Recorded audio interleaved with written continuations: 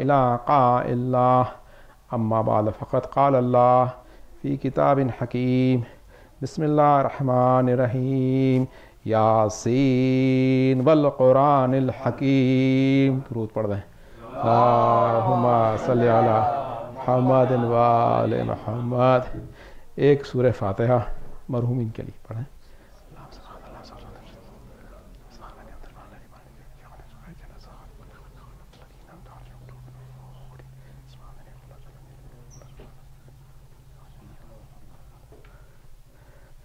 عزیزان محترم، آج سے ہم انشاءاللہ سورہ یاسین کا سلسلہ شروع کر رہے ہیں اور انشاءاللہ پہلی 12 آیتیں پڑھی جائیں گی انشاءاللہ آج. الحمدللہ، اللہ اس کا اجر سب مومنین کو دے. یاسین والقرآن الحکیم. اللہ اکبر. یاسین کے بارے میں سب مسلمان جانتے ہیں. کوئی یہ تو بڑا مشہور سورہ ہے، اس کے بارے میں زیادہ کہنا ہی مطلب یاسین کی عزت کے خلاف ہے کہ سبھی جانتے ہیں یاسین کے بارے میں. لیکن یاسین کے بارے میں امام صادق علیہ السلام نے فرمایا صلی علی محمد و آل محمد، جو شخص دن میں اگر یاسین پڑھے تو وہ امان میں رہے گا، اور جو شخص رات میں اس کی تلاوت کرے تو اللہ 1000 فرشتے اس کے لیے مقرر کرتا ہے جو اس کے لیے استغفار کرتے ہیں. جب اس کا انتقال ہوتا ہے تو فرشتے اس کے ساتھ جنازے میں جاتے ہیں، پھر اس کے بعد اس کی قبر میں موجود رہتے ہیں اور اس کے لیے استغفار کرتے رہتے ہیں 1000 فرشتے. اور اس کے بعد جب اس کو محشر میں اٹھایا جائے گا تو یہ فرشتے 1000 اس کے ساتھ چلیں گے اور اس سے ہنس ہنس کے باتیں کریں گے اور اس کو بہشت کی خوشخبری سنائیں گے، اس کی دل جوئی کریں گے، اور اس کے بعد صراط اور میزان سے اس کو نکال کے لے کے جائیں گے اور اس کو انبیاء اور شہداء کے ساتھ ملا دیں گے. اس کے بعد اللہ سبحانہ تعالیٰ اس شخص سے فرمائے گا کہ دیکھ میں نے تیرے سب گناہ بخش دیے، اور دیکھ اب تو جس کی شفاعت کرنا چاہتا ہے تو شفاعت کر دے، تجھے جو چاہیے تیرے لیے حاضر ہے. درود پڑھ دیں اللہم صلی علی محمد و آل محمد. یہ مقام ہے یاسین کا. رسول اکرم نے فرمایا کہ یاسین کا درجہ یہ ہے کہ جو اس کو یاسین کو پڑھے اس کو 12 قرآن پڑھنے کا ثواب ہے. ایک جگہ 22 تک کا ذکر ہے. ایک بار یاسین سننے کا ثواب یہ ہے. یاسین اگر کسی بیمار کے سرانے پڑھی جائے تو اس کی شفا ہے. اگر اس کا انتقال ہو رہا ہو اور آپ نے یاسین اس کے سرانے پڑھی تو رسول اکرم کی حدیث ہے کہ رضوان کوثر کا پانی لے کے آئے گا اور آپ کو جنت کی بشارت دی جائے گی. یہ مقام یاسین کا ہے. اور یاسین کی شروعات اس طرح سے ہے، یاسین یا مطلب ایڈریس او، جس کو انگلش میں او کہتے ہیں، سین مطلب انسان، او مین. اس کا جو ٹرانسلیشن ہے او مین ہے. اب یہ جو تفسیر میں آج پڑھ رہا ہوں آغا پویا کی طرف سے ہے. میں معذر چاہتا ہوں کہ یہ تفسیر مجھے ابھی جو ہمیشہ میں آیت اللہ ایمانی کی پڑھتا ہوں یہ اویلیبل نہیں تھی، تو میں آغا پویا کی تفسیر پڑھ رہا ہوں اس سیشن کے اندر. تو انہوں نے آغا پویا نے بیان کرا او مین. دوسری تفاسیر میں بھی یہی اس کا ٹرانسلیشن ہے او مین. آغا پویا آگے بڑھے، او مین مینس او پرفیکٹ مین. او پرفیکٹ مین. سب لوگ اس بات پہ متفق ہیں کہ یاسین سے مراد رسول اکرم ہے. درود پڑھیں اللہم صلی علی محمد و آل محمد. یاسین سے مراد رسول اکرم صلی اللہ علیہ وسلم ہے. رسول اکرم کو چند ناموں سے قرآن میں پکارا گیا. محمد احمد. درود پڑھ دیں اللہم صلی علی محمد و آل محمد. مزمل، مدثر، اسی طرح یاسین. یہ یاسین کا مقام ہے. یاسین قرآن کا دل ہے. ہم جب انشاءاللہ یاسین کو ختم کریں گے، اللہ ہم کو یہ توفیق دے کہ ہم ختم کریں اس ممبر سے، تو سمجھ میں آیا دل کیوں ہے. تو سمجھ میں آئے گا دل کیوں ہے. یاسین ہے ہی ایسی چیز، اللہ نے کچھ نہیں چھوڑا اس یاسین میں. اس میں کمال ہے. اور آل یاسین، آل محمد مشہور ہے. آل یاسین رسول کی آل ہے. آل یاسین پہ درود پڑھا. آل یاسین پہ اللہم صلی علی محمد و آل محمد. رسول اکرم کو مخاطب کر کے اللہ شروع کر رہا ہے. یاسین، وہ صلی اللہ علیہ وسلم والقرآن الحکیم، قسم ہے حکمت بھرے قرآن کی. قسم کس کی کھائی اللہ نے؟ کس کو کہہ رہا ہے؟ یاسین اور رسول. قسم ہے پر حکمت قرآن کی. جو قسم کھائی مخاطب کرا رسول کو، ہم کو مخاطب نہیں کرا، رسول کا. یاسین والقرآن الحکیم، قسم حکمت بھرے قرآن کی. انک لمن المرسلین، بے شک تم مرسلین میں سے ہو. اللہ اکبر. کیونکہ کفار معلوم شک کیا کرتے تھے، کفار معلوم کہتے تھے یہ رسول نے قرآن خود بنایا ہے اور یہ جھوٹے ہیں معاذ اللہ. تو اللہ سبحانہ وتعالیٰ نے شروع ہی کرایا تھا یاسین والقرآن الحکیم انک لمن المرسلین، کہ بے شک انک لمن، انک فار شورلی، بے شک تم پیغمبروں میں سے ہو. علی صراط مستقیم، سیدھے رستے پر ہو. اللہ اکبر. بس یہیں میں رک گیا، علی صراط المستقیم. دیکھیں میں بچپن سے سنتا آ رہا ہوں، کہ ہم جو ہیں 12 امامی لوگ، ہم صراط المستقیم پہ ہیں. یہ سنتا آ رہا ہوں میں. ارے ذرا سوچے انسان، انک لمن المرسلین علی صراط مستقیم، صراط المستقیم پر رسول ہے، ہم تھوڑی ہیں. صراط المستقیم پر رسول ہے. ہم امید کر سکتے ہیں کہ ہم 12 اماموں کی قیادت قبول کریں تو امید کر سکتے ہیں کہ رسول رستے میں چلیں اور صراط المستقیم کو پکڑے. صرف ہم کو صراط المستقیم دکھ رہا ہے، اب ایمان لائیں گے 12 امام پہ تو دکھ رہا ہے. خدا کا احسان ہے، اس نے دکھایا رستہ، اب چلیں درود پڑھ دیں. اللہم صلی علی محمد وآل محمد علی صراط مستقیم. رسول اکرم کے لیے کہا جا رہا آپ صراط المستقیم پہ ہیں. آج ہمارا مسلمان سوچے کہ رسول کا راستہ سیدھا راستہ ہے. رسول نے کرا کیا؟ رسول نے دین کی دعوت دی. رسول آئے دین کی دعوت دینے آئے تھے. آج ہم نے کیا دعوت دی گیا دین کی؟ اگر ہم کہتے ہیں ہم صراط المستقیم پہ ہیں تو پہلا کام رسول نے کیا؟ قولوا لا الہ الا اللہ کہا رسول اکرم نے. ہم نے کتنا قولوا لا الہ الا اللہ باہر جا کے کہا آج تک؟ ہم نے کتنے لوگوں کو دین کی دعوت دی آج تک؟ آپ مطلب صراط المستقیم رسول اکرم کی زندگی سے ہم نے کیا فائدہ اٹھایا؟ علی صراط مستقیم. اس کا مطلب یہ ہوا کہ ہم نے رسول کے رستے کو بھی وہ اختیار کرا ہی نہیں جو کرنا چاہیے. بل قرآن کی قسم کھا کے اللہ کہہ رہا ہے کہ آپ سیدھے رستے پہ رسول. تو ہم نے اب تک کیا دعوت دی دین کی؟ ہم نے کیا دعوت دی؟ مطلب رسول اکرم کی جو زندگی کے جو جہاد ہیں، زندگی میں جو دین کے لیے خدمات کی، ہم نے اس میں سے کیا کرا آج تک؟ ہم نے کتنی قربانیاں دی؟ ہم نے کتنی ہجرتیں کری؟ ہم نے کیا کرا ہے؟ سوال یہ پیدا ہوتا ہے ہم نے کیا کرا ہے؟ علی صراط مستقیم آسان نہیں ہے رسول کا رستہ.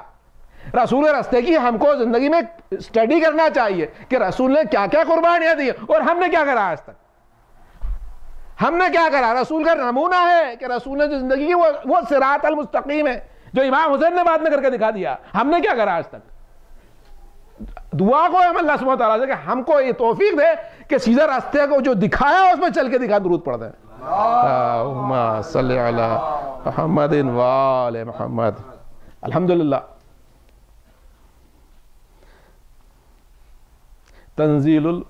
تنزیل العزیز الرحیم. یہ قرآن غالب اور مہربان خدا کی طرف سے نازل کیا ہوا. الحمدللہ رب العالمین. یہ 5ویں آیت میں نے فرمائی. تنزیل العزیز الرحیم. عزیز بھی ہے اور رحیم بھی ہے. تنزیل گریجولی نازل کرتا ہے. تنزیل کس کو کہتے ہیں؟ گریجول نازل کرنے کو، دھیرے دھیرے نازل ہوتا ہے. عزیزنا گرامی، عزیزنا گرامی، قرآن ہمیشہ دھیرے نازل ہوتا ہے. خدا کریم سے دعا ہے ہماری کہ ہر مسلمان کے دل پہ نازل ہو قرآن حکیم، گریجولی نازل ہو. اگر گریجولی نازل نہ ہوا عزیز اور حکیم کا کلام تو ہم صراط المستقیم دیکھ بھی نہیں پائیں گے. کھانے کے مسلمان ضرور ہوں گے لیکن نور کی دنیا میں ہم اندھے ہوں گے. ایک درود پڑھ دیں آپ. اللہم صلی علی محمد وآل لتنذر قوما ما انذر آباؤہم فہم غافلون. تاکہ آپ ان لوگوں کو متنبع کر دیں جن کے باپ دادا متنبع نہ کیے گئے تھے. فہم غافلون، تو وہ غفلت میں پڑے ہوئے ہیں. اس کی تشریح کر دوں میں. اللہ سبحانہ وتعالیٰ فرماتا ہے کہ آپ ان لوگوں کو تنبیہ کریں جن کے باپ دادا کو تنبیہ نہ کری گئی تھی اور وہ لوگ غفلت میں ہیں. اس کی کامنٹری یہ ہے کہ حضرت ابراہیم اور حضرت اسماعیل کی وفات کے بعد مکے میں کوئی پیغمبر نہیں آیا تھا, کوئی پیغمبر نہیں آیا تھا. تو اللہ سبحانہ وتعالیٰ کا آپ ان لوگوں کو متنبع کر دیں جن کے باپ دادا کو متنبع نہیں کیا گیا تھا, یہ اور لے غفلت میں پڑے ہوئے ہیں. اللہ اکبر. آپ سوچیں یہ جو یہود تھے, یہ جو آ کے خیبر میں بس گئے تھے یا مدینے بس گئے تھے, کیوں بس گئے تھے؟ انتظار میں تھے کہ رسول اکرم کب آئیں گے. کتابوں میں ذکر تھے کہ رسول اکرم کب آئیں گے, اس لیے تو آ کے بسے تھے نا. اور دوسرے جو تھے کفار, مدینے کے کفار, جو دو قبیلے تھے, مشہور قبیلے تھے جنہوں نے رسول کی مدد کری, وہ کفار تھے نا. اور یہ تو اہل کتاب تھے, لوگ عزت کرا کرتے تھے اہل کتاب کی کہ یہ سب سے آگے جا کے رسول کی مدد کریں گے. اور ہوا کیا؟ الٹا ہو گیا. یہ جو کفار تھے یہ رسول کے چاہنے والے ہو گئے, رفاقت کرنے والے ہو گئے, شہادت دینے والے ہو گئے. اور یہ یہود جیسے تھے ویسے ہی بیٹھے رہ گئے, بلکہ جھگڑنے آ گئے. یہی ہوا نا, یہی ہوا. یہ نفرت بڑھی, یہ نفرت بڑھ گئی. یہ کیوں بڑھ گئی نفرت؟ دنیا پرست ہے یہود, مادہ پرست ہے یہود, دنیا پرست ہے یہود, مادہ پرست ہے یہود. رسول اکرم نے کہا کہ میں میری امت سے ایک چیز سے بہت ڈرتا ہوں جو وہ پیسے والی ہو جائے گی. ایفلوئنسی کا اس سے میں بہت ڈرتا ہوں. وہ آج کے زمانے میں ایفلوئنسی تو بہت بڑھ گئی ہے, ایفلوئنسی بہت بڑھ گئی ہے. اس سے آپ کچھ بھی ہو ڈرے بھی. رسول اللہ بہت ڈرتا ہوں کہ ایفلوئنسی میں جو گناہ ہوتے ہیں وہ فقر فاقے میں نہیں ہوتے ہیں. یہ جو آج بے پردگی کا رواج چلا ہے فیشن کا, یہ ایفلوئنسی کی بنیاد ہے نا. ایک درود پڑھتے ہیں, اللہم صلی علی محمد و آل محمد. تو تاکہ ڈرائیں جن کے باپ دادا نہ ڈرائے گئے تھے, وہم غافلون. اور یہ لوگ غفلت میں پڑے ہیں. اب اس پہ دو پوائنٹ ہے. باپ دادا نہ ڈرائے گئے تھے, آج 1100 سال ہو گئے ہمارے امام کو غیبت میں گئے ہوئے. اللہم صلی علی محمد و آل محمد. آج جو ہماری حالت جو ہے, آپ ایمان سے بتائیں, آج جو ہماری حالت ہے شیعت کی, جو بے پردگی اور جس طرح کے نفاق ہیں, کیا یہ 11 امام کے ٹائم تھے کیا ایسے؟ جب مولانا موجود تھے تو کیا تھے کیا ایسے؟ نہیں تھے. یہ اسٹینڈرڈ ڈاؤن نہیں ہوا تھا. لوگ قرآن سے واقف تھے, تقوی والے تھے. آج طرح کے آج کا اولیاء نہیں تھا قوم کا. یہ کیوں ہو گیا؟ ارے 1100 سال کے اندر ہماری حجت میں ظاہر نہیں ہے. یہ ہم یتیم جو ہوئے, وہ جو قیمت میں بولا چلے گئے, یہ آج ہماری حالت یہ ہو گئی ہے. وہم غافلون. غافلین کو بتاؤں میں, ائمہ کی حدیث ہے, جو شخص 10 آیت اسے کم پڑھتا ہے روز, مسلمان, وہ غافل ہے, وہ غافل ہے. تو ہم غافل میں ہیں کیونکہ ہم کو گریہ کرنا چاہیے. ہماری حجت غیبت میں ہے اور ہم یتیم ہو چکے ہیں. ہمارا ائمہ ہے تو نہیں ہے, ہاں ہے ضرور عالم, مرجع ہے, لیکن مرجع اور عالم کدھر اور امام کدھر؟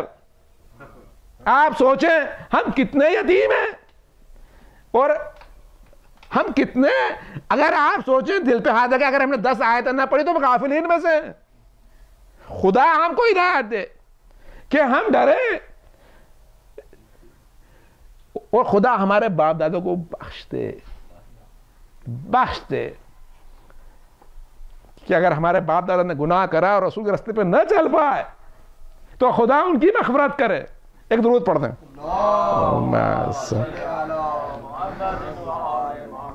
اِنَّا جَعَلْنَا فِي أَعْنَاقِهِمْ أَغْلَالًا فَهِيَ إِلَى الْأَذْقَانِ فَهُمْ مُقْمَحُونَ. اور ہم نے ان کی گردنوں میں لوہے کے توق ڈال دیے جو ٹھوڑیوں تک پھنس رہے ہیں, تو ان کے سر اونچے ہوئے ہیں. اس کی تفسیر یہ ہے کہ ابو جہل ایک بار رسول اکرم نماز پڑھ رہے تھے, تو ابو جہل کو غصہ آیا تو اس نے ایک بڑا پتھر لیا اور چاہا کہ رسول اکرم کے اوپر مارے. تو اللہ سبحانہ تعالیٰ نے اس کے ہاتھ کو ایسا کہ ایسے ہی روک دیا, اور وہ پتھر جو تھا اس کے سر کی بچھا کے رکھ گیا, اور وہ بالکل لاچار ہو گیا. تو خداوند کریم نے ان ظالموں میں کے اوپر توق ڈالے, ایسے توق ڈالے تاکہ رسول پہ حملہ نہ کرے. ایک تفسیر یہ کہ ایک شخص نے چاہا کہ جا کے رسول نماز پڑھ رہے تھے, قرآن حکیم پڑھ رہے تھے, تاکہ ان پہ حملہ کر دے, حملہ کر دے تو جب وہ گیا رسول کے سامنے تو رسول غائب ہو گیا, ایک شیر دکھنے لگا اس کو, وہ مارے خوف کے بھاگا. وہ یہ تو چھوٹی چھوٹی معجزے ہیں. جب بڑے معجزہ قرآن آ چکا ہے تو یہ چھوٹے معجزے کیا رکھتے؟ رسول کے ہاتھ پہ سنگرے سے تسبیح پڑھتے تھے تو یہ چھوٹا معجزہ ہے. تو اس کی تفسیر یہ ہے. اور آگے اس کی تفسیر یہ ہے کہ سر اونچے ہوئے تھے, اس سے مراد یہ ہے کہ یہ لوگ ایروگینٹ ہیں, کفار ایروگینٹ, انہوں نے تسلیم نہیں کرا دین تسلیم نہ کرا. ان کے گناہوں کی وجہ سے خدا نے ان کے دل کو سخت کر دیا اور انہوں نے دین تسلیم نہ کرا. انہوں نے سر نہ جھکایا. سر جھکاتے تو ایمان لے آتے. یہ ان کے گناہوں کا کی ان پہ لعنت تھی. درود پڑھتا ہے اللہم صلی علی محمد وجعلنا من بین ایدیہم سدا ومن خلفہم سدا فاخشیناہم فہم لا یبصرون. ہم نے ان کے آگے بھی دیوار بنا دی اور پیچھے بھی دیوار بنا دی اور ان کو ڈھانپ دیا تو یہ لوگ اب کچھ نہیں دیکھ سکتے. یہ جو آیت ہے اس کی تفسیر کیا ہے؟ جب رسول اکرم کی ہجرت کی رات تھی. یہ ہسٹوریکل فیکٹ ہے. انسان خود سوچے کہ ایک چھوٹا سا مکہ گاؤں, اس میں سے ایک شخص نکل کے جانا ہے اپنے چھوٹے سے گھر سے اور کفار گھیرے میں ہے. آج ہسٹری سوچ کے بیان کر کے رسول چلے کیسے گئے حالانکہ ہر شخص دشمن تھا.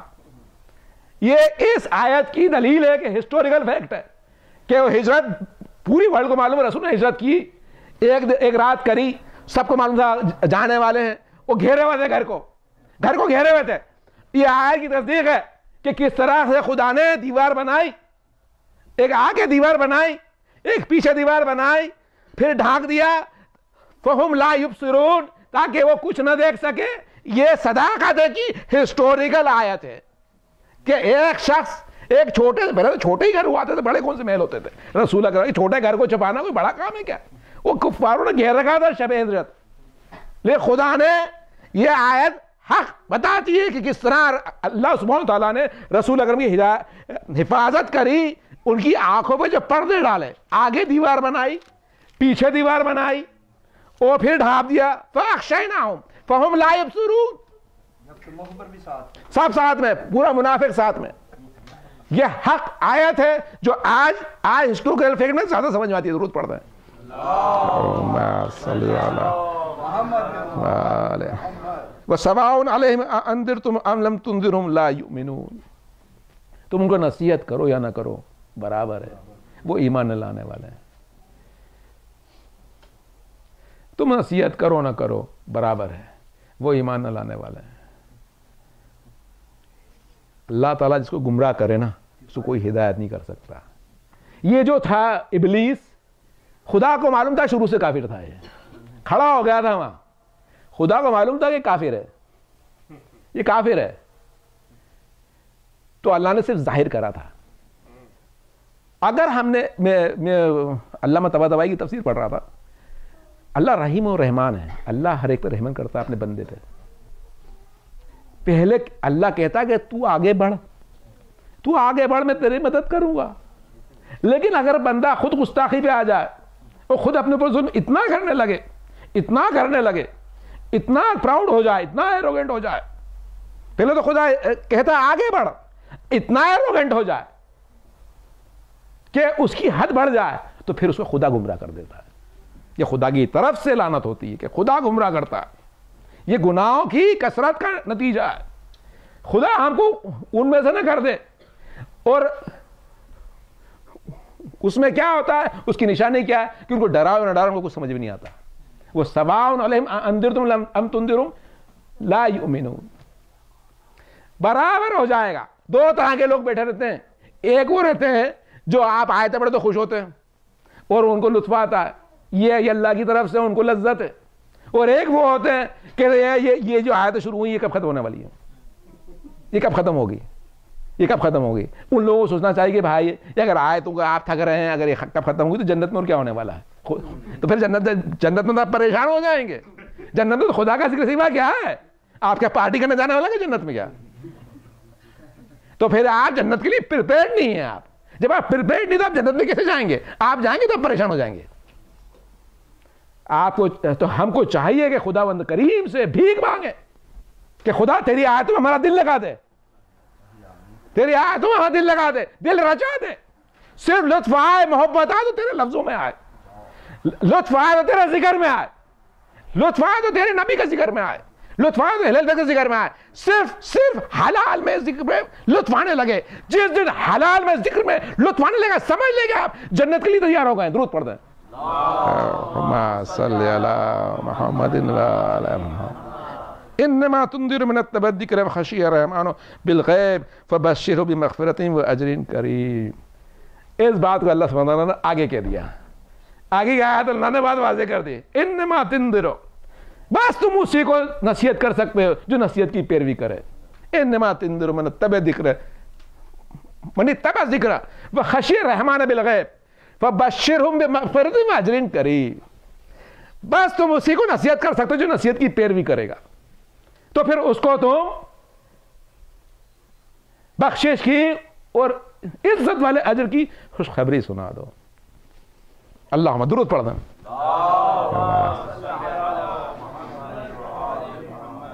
الف لام میم ذالک کتاب لا ریب فیہ ھدی للمتقین، ھدی للمتقین، یہ جو کتاب اللہ نے نازل کری، اللہ نے کہہ دیا الف لام میم کہہ کے کہ میں نے صرف متقین کی ہدایت کے لیے نازل کری ہے۔ ابھی میں نے آپ سے عرض کرا تھا کہ اگر آپ آگے بڑھتے ہو تو اللہ آگے بڑھتا ہے، آپ پیچھے ہٹتے ہو تو اللہ کہتا ہے، پہلے موقع دیتا ہے، پھر کفر لگ جاتے ہیں۔ ہدایت اسی کو ہوگی جو متقی ہوگا، ہدایت اسی کو ہوگی جو متقی ہوگا۔ ہم نے اگر ارادہ کر لیا ہم متقی ہوں گے تو اللہ ہدایت کرنا شروع کر دے گا۔ اگر ہم صرف اپنے آپ سے کھیلتے رہیں گے، ہم کو معلوم ہے، ہمارا ضمیر ہم کو معلوم ہے، ہم کھیل رہے ہیں، ہم متقی ہونا چاہ رہے ہیں، ہم کو معلوم ہے، ہم اپنے ضمیر سے کہیں گے ہم کو متقی ہونا ہے، ہم کو اپنے آپ سے کھیلنا نہیں ہے۔ جس دن ہم نے ہدایت سوچنا شروع کر دیا کہ ہم کو متقی ہونا ہے، ہم کو اللہ کا پیارا ہونا ہے، تو ہدایت ہونا شروع ہو جائے گی، تو ہدایت ہونا شروع ہو جائے گی۔ کچھ اس میں اللہ تعالیٰ نے کیا کہا کہ تم اسی کی کو نصیحت کر سکتے جو نصیحت کی پیروی کرے۔ وہ منیش خشیت الرحمن بالغیب، جو کہ اپنے منیش خشیت الرحمن بالغیب، جو رحمان سے غیب سے ڈرے، بالغیب کیا آیت ہے، جو کہ رحمان سے غیب میں رہ کے، رحمان کو دیکھا نہیں اس نے ابھی، امید کرتا ہے ملے گا رحمان سے، لیکن ڈرتا ہے۔ لوگوں کا ڈر الگ الگ ہے، ہمارے سے گناہ گار کا ڈر کیا ہے کہ اللہ دوزخ میں نہیں پھینک دے۔ عارفین کا کیا ڈر ہے؟ ان کا ڈر یہ ہے کہ کہیں اللہ ناراض نہیں ہو جائے، ہماری کوئی بات بری لگ جائے۔ ہم جیسے گناہ گار ہم ڈرتے ہیں کہ دوزخ میں نہیں پھینکا جائیں، وہ عارف کہیں ہمارا درجہ کم نہیں ہو جائے، کہیں وہ ہماری کچھ بات بری نہیں لگ جائے۔ ان خشی الرحمن بالغیب، تو اس میں کچھ احادیث ہیں، ہم درود پڑھنے پہلے اللہم صلی علی محمد وعلی۔ اہل بیت نے فرمایا کہ جتنی بھی اچھائیاں ہیں، ایوری گڈنس، یہاں کی اور وہاں کی، سب خدا کے خوف سے آتی ہیں۔ جتنی بھی اچھائیاں ہیں یہاں کی اور وہاں کی ہیں، خدا کے خوف سے آتی ہیں۔ اس کی آیت کی تفسیر پیغمبر صلی اللہ علیہ وسلم نے فرمایا کہ اللہ سب سے زیادہ محبت اس سے کرتا ہے جو اس سے سب سے زیادہ ڈرتا ہے۔ دوسری جگہ رسول اکرم نے فرمایا کہ سب سے اعلیٰ مقام اس کا جو خدا سے سب سے زیادہ ڈرتا ہے۔ سارا جو لب لباب ہے خدا کا ڈر ہے، اس لیے متقین کی بات ہے۔ اس آیت کی تفسیر چھٹے امام نے کری ہے۔ اللہم صلی علی وسلم۔ جو شخص خدا سے خوف کرے اور اس کے حکموں کی اطاعت کرے اور اپنے گناہوں سے ڈرے، وہ ہمارے ساتھ اپنے درجے کے حساب سے ہوگا۔ اسی آیت کی کیا آیت پڑھی میں نے، کیا آیت پڑھی گئی ہے؟ انما تنذر من اتبع الذکر وخشی الرحمن بالغیب، تم تو صرف اس کی نصیحت کرے جو نصیحت کی پیروی کرے، اور وخشی الرحمن بالغیب، اور جو رحمان سے غیب میں ڈرے۔ یہ صادق امام نے کہا، فرمایا وہی بات کہی صادق امام نے، وہی بات کہ جب تک کہ خدا سے نہ ڈرو گے اور جب تک اتباع کی کوشش نہ کرو گے، آپ کی کوئی فلاح نہیں ہے، کوئی دوسرا کوئی نیا ریلیجن نہیں ہے۔ ریلیجن بس یہی ہے۔ اب آپ انویٹ کرتے پھرو تو کرتے پھرو، یہ آپ کوئی انویٹ کچھ نیا دین کرنا تو کر لیں آپ، دین یہی ہے. درود پڑھ دیں. اللہم صلی امام صادق نے فرمایا کہ مومن وہ ہے جو خدا سے ڈرے اور خدا سے امید رکھے. دونوں چیزیں. یہ نہیں کہ صرف ڈرتے پھریں آپ, ڈرے بھی اور امید بھی رکھیں. صرف ڈریں گے تو فریز ہو جائیں گے آپ, صرف امید رکھیں گے تو آپ بے خوف ہو جائیں گے. ایک بیچ کا راستہ رکھیں. ڈرے بھی, ڈرے ایسا کہ جہنم میں چلے گئے, جو کہ مولانا نے سکھایا دعائے کمیل میں, کہ آپ جہنم میں موجود ہیں. مولانا نے بتایا نا کہ ہم جہنم میں موجود ہیں. وہ خدا سے گڑ گڑا کے کہہ رہے ہیں, ایسا ڈریں, امید ایسی رکھیں. مولا متقی نے پھر فرمایا دعائے کمیل میں کہ تم مجھے اپنے بانٹ سے سب سے آگے رکھنا, سب سے آگے رکھنا مجھے. جب امید بڑھی تو اتنی بڑھ گئی, وہ خوف آیا تو ایسا لگا کہ تو زخمی بیٹھے میں. یہ دونوں ایکسٹریم کے بیچ میں بندہ جیتا. درود پڑھ دیں. اللہم صلی علی محمد و آل محمد. اب آخری 12ویں آیت, انا نحن نحیی الموتى ونکتب ما قدموا وآثارهم وکل شیء احصیناہ فی امام مبین. بے شک ہم ہی مردوں کو زندہ کرتے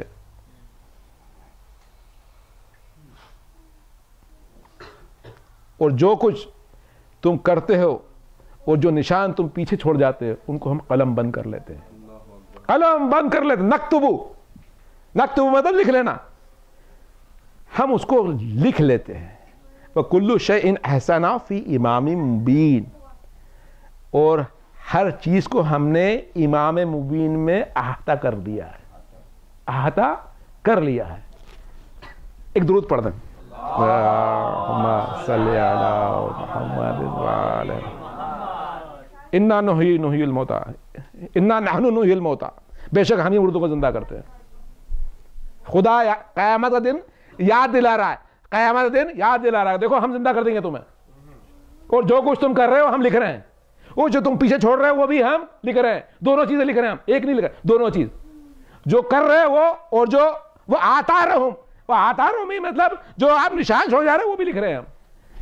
اس کی تفسیر کیا ہے آثارہم کی؟ تفسیر یہ ہے کہ ہم جو بھی کام کرتے ہیں لکھا جا رہا ہے, اور جو ہم آفٹر افیکٹ چھوڑ کے جا رہے ہیں, ایک مسجد بنا دی, یا اب وہ جو چھوڑے گئے وہ آثارہم ہو گئے نا, نشان چھوڑے, اب اس کا جو ثواب ہے وہ آپ کو ملے گا. صدقہ جاریہ یہ بھی لکھا جا رہا ہے. آپ کچھ بھی نہیں, ایک جھاڑ لگا لیا آپ نے, یا بچوں کو آپ نے اسلام سکھایا, یہ سب کے سب آپ کی نیکیاں ہیں. اور اگر آپ نے گناہ سکھایا, بیٹے کو دین نہ سکھایا, بیٹے کو قرآن نہیں سکھایا, بیٹے کو نماز پڑھنا نہیں سکھائی, بیٹے کو متقی نہیں بنایا, اب جو گناہ کر رہا ہے آپ کے سلسلے میں جا رہا ہے. قرآن سے گھر کو دور رکھا. جس گھر میں قرآن نہیں آتا وہ شیطان نازل ہوتا ہے, معلوم ہے نا سبھی. گھر کو گھر شیطان بنا کے چلے گئے آپ بغیر قرآن کا.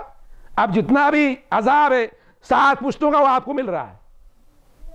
گھر میں آپ نے اسلام کا پردہ جاری نہ کرا, اب آپ کی جتنی جنریشن آ رہی ہے کہ ہمارا دادا صاحب تو پردے کے کہ حامل نہیں تھے, یہ آپ کون سی مصیبتوں میں ڈال رہے ہیں ہم کو. ہمارا دادا صاحب تو بڑا لبرل تھے, اب دادا صاحب کچھ جو عذاب مل رہا ہے وہ آپ کو معلوم ہے کیا؟ درود پڑھ رہے ہیں آپ. اللہم صلی علی محمد و آل محمد.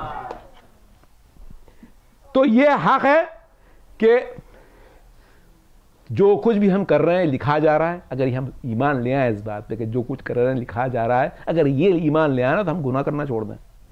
اگر یہ واقعی میں اس بات کو ہم باور کر لیں کہ جو کچھ کر رہے ہیں لکھا جا رہا ہے, اور جو کچھ چھوڑے جا رہے ہیں وہ بھی لکھا جا رہا ہے.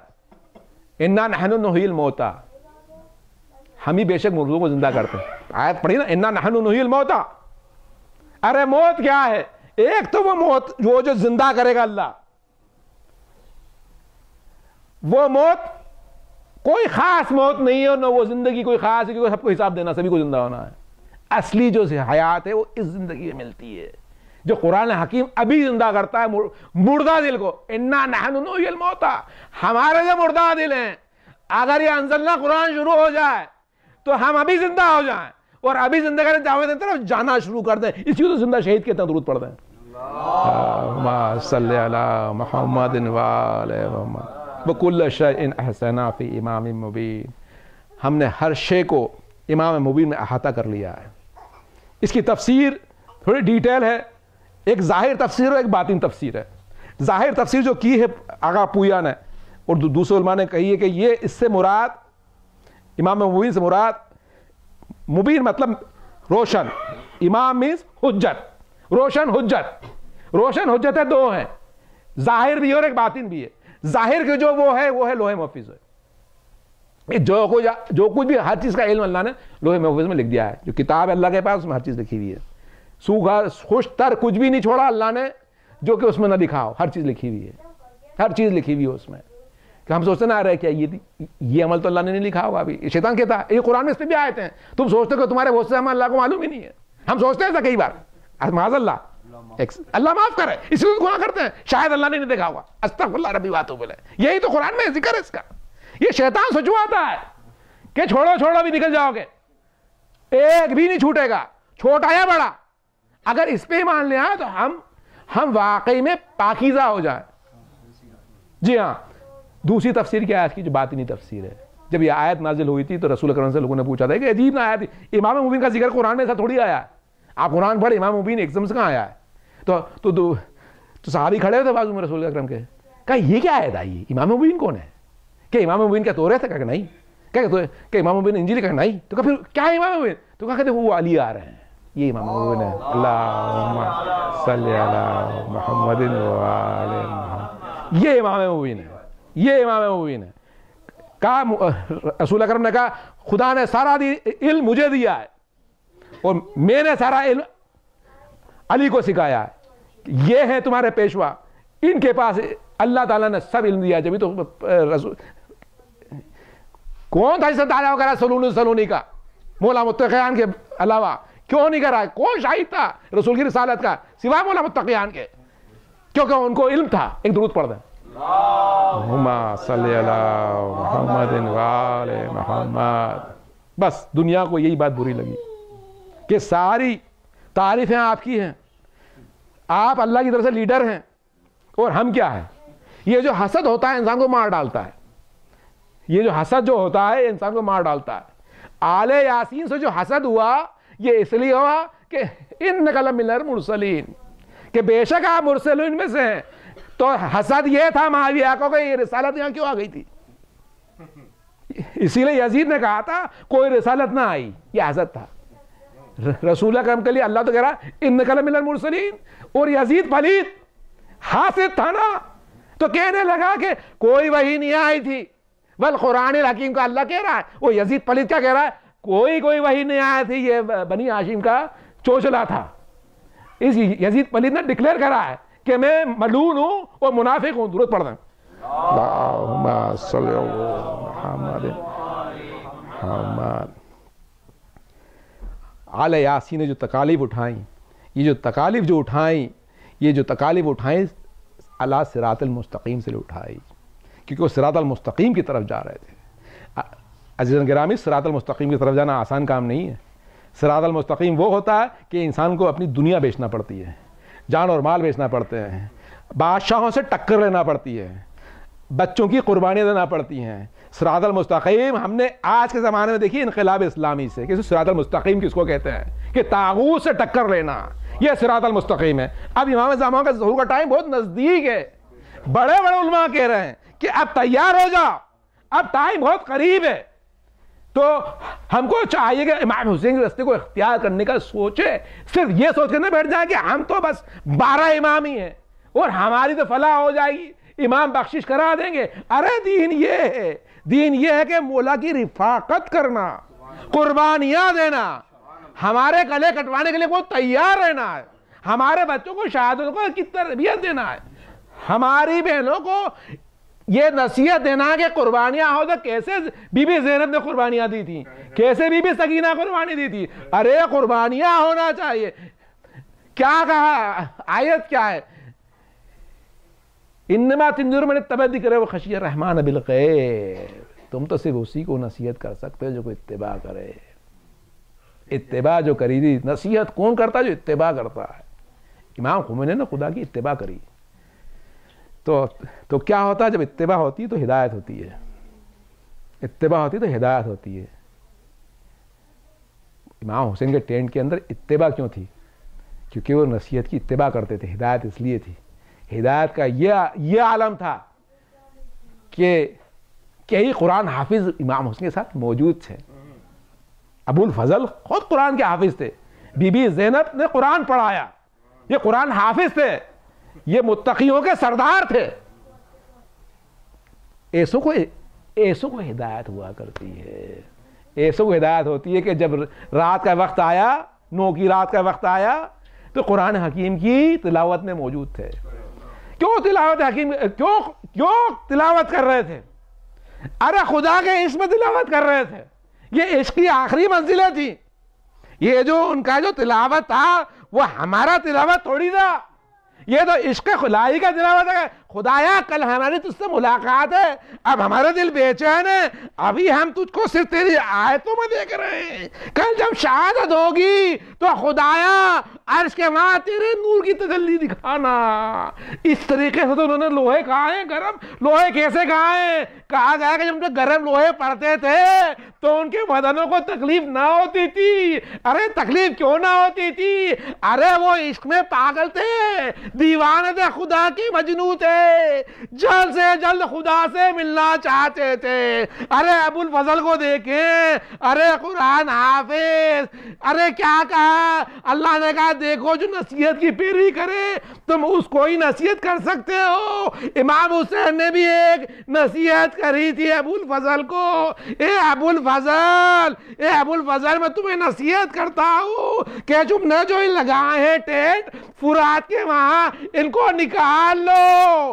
ارے ابھی جھگڑا نہ کرنا, ابھی ہم کو پیچھے آنا ہے. ہائے شیر, ارے بنی ہاشم کا شیر, اس نے نصیحت کی پیروی کری ابو الفضل نے. ارے یہ متقیوں کے سردار نے کہا جی مولا, ارے مولا آپ نے ابو الفضل کو کہہ تو دیا کہ آپ یہاں سے ٹینٹ ہٹا لے, لیکن مولا آپ نے یہ سوچئے گا کہ یہ ابو الفضل ہوں گے اور بچے پیاسے ہوں گے اور یہی ابو الفضل پھر فرات کی طرف جائیں گے. انا للہ و انا الیہ راجعون.